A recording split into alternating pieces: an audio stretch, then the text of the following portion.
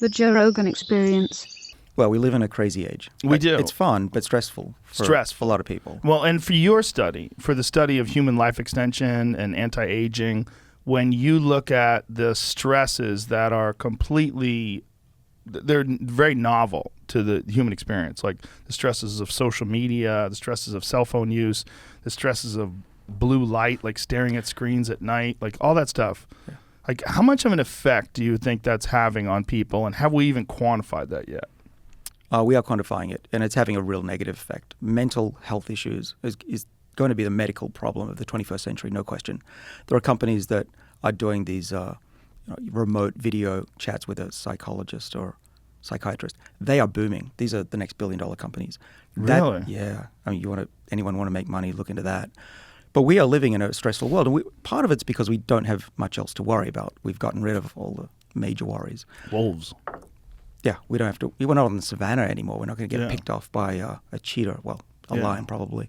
But we've built this world. 6 million years ago, the first hominid, ape-like thing was up in the tree, walking around actually upright, which is interesting, right? It wasn't swinging from the branches. That picked up a stick. That animal picked up a stick, and that put us on this treadmill where we are today. Innovation after innovation, tool after tool after tool. But in response, our bodies have deteriorated.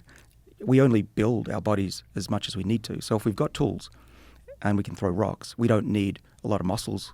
And in fact, our head just expanded so we could build better tools faster and faster. And, the culmination of that is an iPhone. But where are we going to be in another 100,000 years? It's really scary because this treadmill, we cannot get off it. There's no going back. There's no stationary because we've got problems that we've already created from our own technology that we have to solve with better technology. So that we're a species that once we picked up that stick, we were on this path. And those things that got us here, there are actually 4 traits that I can think of that got us here, that make us different from all other animals. Those are not just what got us here, they're our biggest threat. But we also have to use them to get us out of this problem. And what are those? Well, let's see. So the first one is tool making. Okay, no big deal. We've got hands that have evolved to throw rocks, shoes. Our feet actually are built for shoes. Imagine that. There are all these genes that we've... Our feet are built for shoes? Yeah. Our feet actually are... We've had shoes for so many years that we've got feet that fit shoes. Have you ever seen what it looks like when those guys in the Amazon walk around with no feet and they develop these hand-like feet? No. Oh, they can pick up stuff? Oh, no, you have to see this. Because what happens is when they walk around barefoot in the dirt for so long, their toes develop the ability to grip. So they're gripping the ground. So their toes, instead of being like a person who wears shoes all the time where the toes are all connected, they splay out like hands. That's very strange. That makes sense. I want that. My friend Steve Rinella was in Guyana, and he was hanging out with his tribe, and they live in the forest. And, look at their feet. That's incredible. Maybe that's the way we should be. Well, that's the way I think people lived when they lived in the jungle forever. This is the How do you say that? Huarani. This is the Ecuadorian rainforest. These people.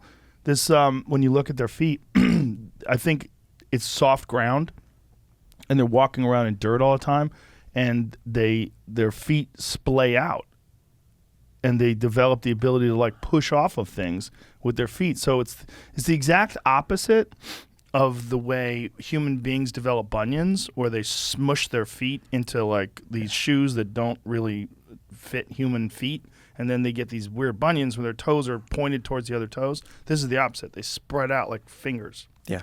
Well, we can trace the genetics of this. We become a very weak species. If you get into a fight with let's say a chimp. Let's say a house cat. Even that will bite you off, or a dog will eat your face off, right? We're at their mercy. But even the strongest human cannot beat your average chimp, or any chimp. Not even close. We're pathetic. So we're basically a lollipop physique. We're a stick with a big head. But that's because we've had these tools for so many years. We've had fire. Even our guts have shrunken down. We don't have long intestine. So you put us out in the wild, we're screwed. We can no longer exist in the wild. Yeah. I live in Boston. I'm out there in the winter for maybe 10 minutes, I'm dead.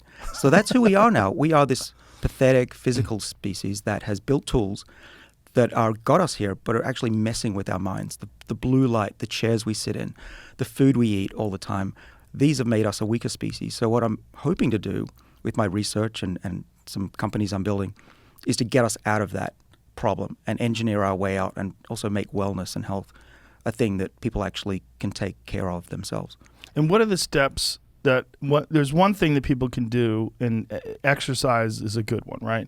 Because of the fact that we live these sedentary lifestyles and most of the time people are sitting down and there's a lot of time spent standing at screens. How important do you think it is to get out and do something, and what kind of an effect does that have? Like, what kind of quantifiable effect does that have on life extension? Oh, it's very clear. There are two things you can do that are well known to extend your lifespan. And when I say extend lifespan, I don't mean be older for longer. I mean be healthier in your 80s and 90s. Like my dad, who's turning 82, who's got the physique and mental aptitude of probably a 30-year-old. He's stronger than me. So you want that. Okay, so what do you have to do? Well, you have to start early. You can't just start when you're 80, although it helps, but it's not the best. So you want to just get out of the chair. People say walk, but I think it's better to lose your breath, become hypoxic, hypoxia chambers or hyperbaric chambers. These stress the body a little bit. So run for 10 minutes a few times a week. That's what I do. And you don't have to run for hours. It's just 10 minutes is enough. Go biking. So it's a fact that people who regularly ride bikes, and I think it was something like up to 80 miles a week, but they would have a 40% less chance of having a heart attack than someone who didn't do that. So it's a massive change. It's not just a little thing at the margins, massive changes. The other thing is, which I do, is to skip meals. So it's not that hard. I now feel weird if I eat a meal for breakfast or lunch, and I try not to snack too. This idea of nutritionists, 3 meals a day plus snacks, never be hungry, is killing us. It really is. And we know that if you do these things to animals in controlled settings, they live longer, a lot longer, 20, sometimes 30%, because they're healthier for longer. They don't get cancer and heart disease and dementia. So I don't know why we don't all do that. I just think we just like to sit around and eat. Well, it's good. It feels good to just eat chips. Yeah, but have don't M&Ms. do what just feels good. Yeah. Oh, for sure. Yeah. But is there so when you talk about how eating one meal a day can extend your life, is it because when you're eating all the time, you're taxing your digestive system, which taxes your resources? Or is there some sort of a mechanism that leads to decay of the human body from overconsumption? Like, what is it?